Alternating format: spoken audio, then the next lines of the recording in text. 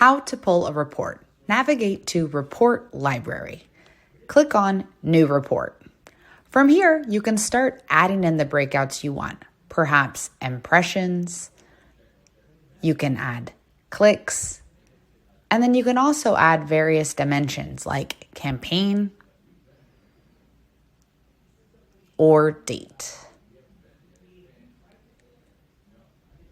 By clicking and holding down, you can move these into the order that you want.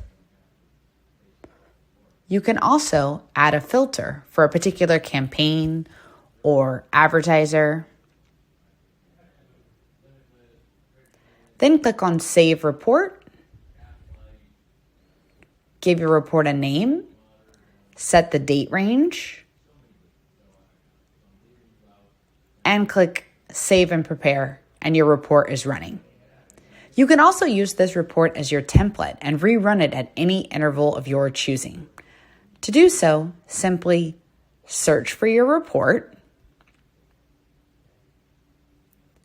click Edit, and then click Save Report. From here, you can adjust the date range and rerun that same report.